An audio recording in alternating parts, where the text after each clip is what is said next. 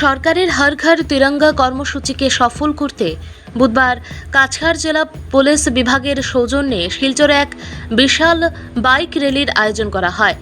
দেশের ৭৮তম স্বাধীনতা দিবস উপলক্ষে আয়োজিত এদিনের বাইক র্যালি স্থানীয় পুলিশ প্যারেড গ্রাউন্ড থেকে বের হয়ে শহরের বিভিন্ন পথ পরিক্রমা শেষে জেলা ক্রীড়া সংস্থার ময়দানে পৌঁছে সম্পন্ন হয়। র্যালিতে পুলিশ কর্মী সহ জেলা প্রশাসনের কর্মকর্তারা উৎসাহের সঙ্গে অংশগ্রহণ করেন। সংবাদ মাধ্যমের সঙ্গে কথা বলতে গিয়ে জেলা শাসক রোহন কুমার ঝা ও পুলিশ সুপার নোমাল মাহাত্তা জানান, শহর ও শহরতলির বাইরে বাইক র্যালি পরিক্রমা করে হর ঘর তিরঙ্গা কর্মসূচিকে সফল করতে জনগণের প্রতি সহযোগিতা কামনা করা হয়েছে। জাতীয় পতাকার গরিমা ও গর্বকে অনুভব করার পাশাপাশি এর তাৎপর্য মানুষের মনে জাগিয়ে তোলার প্রচেষ্টায় এ ধরনের কর্মসূচি হাতে নেওয়া হয়েছে প্রশাসনের পক্ষে। দেশের স্বাধীনতা দিবস উপলক্ষে প্রত্যেকের ঘরে তিরঙ্গা লাগানোর পাশাপাশি জেলার ২৮টি জায়গায় তিরঙ্গা সেলফি পয়েন্ট ও তিরঙ্গা ক্যানভাসে ফটো উঠে তা সামাজিক গণমাধ্যমে তুলে ধরে দেশপ্রেমের ভাবনাকে সকলের কাছে তুলে ধরতে জনগণকে এগিয়ে আসার আহ্বান জানিয়েছেন প্রশাসনের কর্মকর্তারা। ৭৮তম স্বাধীনতা দিবসের প্রাক্কালে বুধবার সন্ধ্যায় শিলচর গান্ধী ভবনে আয়োজিত তিরঙ্গা কনসার্ট কর্মসূচির মাধ্যমে এতদ অঞ্চলের স্বাধীনতা সেনানীদের পরিবারকে সংবর্ধনা প্রদান করে সম্মানিত করার পাশাপাশি স্থানীয় কলা সংস্কৃতিকে জনসমক্ষে তুলে ধরতে এক মনোজ্ঞ সাংস্কৃতিক অনুষ্ঠানের আয়োজন করা হয়েছে, যেখানে স্থানীয় শিল্পীরা তাদের মনোমুগ্ধকর অনুষ্ঠান পরিবেশন করবেন।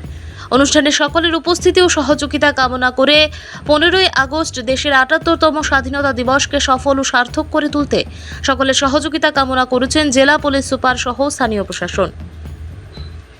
Bureau report Assam prime network. SP office Cachar की तरफ से एक बाइक रैली ऑर्गेनाइज़ किया गया था, जिसमें हम लोग जो टाउन एरिया में और टाउन के बाहर एरिया में बाइक पे सवार होकर खुद ये मैसेज देना हम लोग ये किए थे कि हर घर तिरंगा का जो इवेंट है उसमें आप लोग सब अपने अपने घरों में अपना तिरंगा का एक तिरंगा फहराइए और तिरंगा के प्रति जो श्रद्धा है, जो गर्व होना चाहिए, वो सारे सिटीज़न में जगाने के लिए ही हम लोग का ये हर साल हर घर तिरंगा का ये फेस्टिवल होता है, जिसमें हम लोग बहुत सारे इवेंट्स करते हैं, जिसमें से एक हम लोग बाइक रैली भी इस बार किए हैं एसपी ऑफिस के सौजन्य से। और इसके बाद हमारा एक जो लास्ट आज का प्रोग्राम है वो तिरंगा कंसर्ट है, जो गांधी भवन में होगा।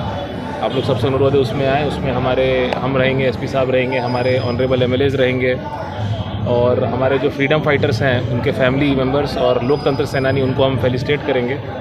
और साथ ही कुछ कल्चरल प्रोग्राम भी है जो यहाँ के लोकल फोक कल्चर को दर्शाता है, वो भी दिखाया जाएगा। तो आप लोग सबको उसमें सादर आमंत्रण है।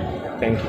স্বাধীনতা সংগ্ৰামৰ স্বাধীনতা দিৱসৰ কাৰ্যসূচীৰ প্ৰাকক্ষণত আজি আমি এটা বাইক ৰেলী উলিয়াইছোঁ জিলা প্ৰশাসনৰ ফালৰ পৰা।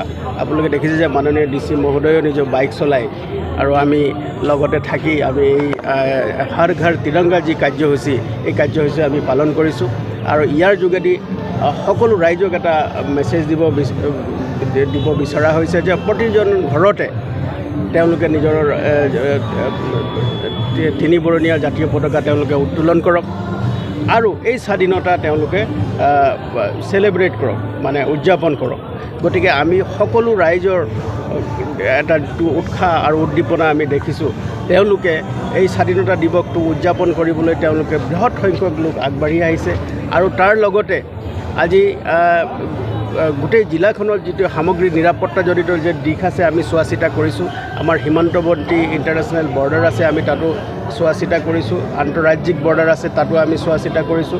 আৰু সকলো অঞ্চলতে আমাৰ পুলিচৰ টহলদাৰী ব্যৱস্থা আছে, আৰু যাতে কোনো ধৰণৰ কুটাঘাতমূলক কাৰ্য যাতে কোনো সোমাই আহি দুষ্কৃতকাৰী লোকে সোমাই আহি যাতে সম্পাদন কৰিব নোৱাৰে, তাৰ কাৰণে আমি তৎপৰ হৈ আছোঁ। আৰু এনেকুৱা ধৰণৰ কোনো ধৰণৰ উপাদানে যাতে কোনো অনিষ্ট কৰিব নোৱাৰে, আৰু যদি কোনোবাই এনেকুৱা চেষ্টা কৰে তেওঁলোকৰ বিৰুদ্ধে কঠোৰতম আইনগত ব্যৱস্থা ল'বৰ কাৰণে আমি তৎপৰ হৈ আছোঁ। আৰু সামগ্ৰিকভাৱে আমি আশা কৰিছোঁ আৰু আপোনালোকৰ মাধ্যমেৰে আমি ৰাইজক জনাব বিচাৰিছোঁ যে ৰাইজে সম্পূৰ্ণ শান্তি শৃংখলা বজাই ৰাখি আৰু উলহ মালহেৰে এই স্বাধীনতা দিৱস উদযাপন কৰক। আৰু তাৰ কাৰণে প্ৰশাসন সম্পূৰ্ণ সতৰ্ক আছে, যাতে কোনো ধৰণৰ দুষ্কৃতিকাৰী লোক যাতে সোমাই আহি কোনো ধৰণৰ যাতে বেয়া কাৰ্য যাতে সম্পাদন কৰিব নোৱাৰে। আৰু যদি কোনোবাই এনেকুৱা চেষ্টা কৰে তেওঁলোকৰ বিৰুদ্ধে কঠোৰতম আইনগত ব্যৱস্থা ল'বৰ কাৰণে আমি তৎপৰ হৈ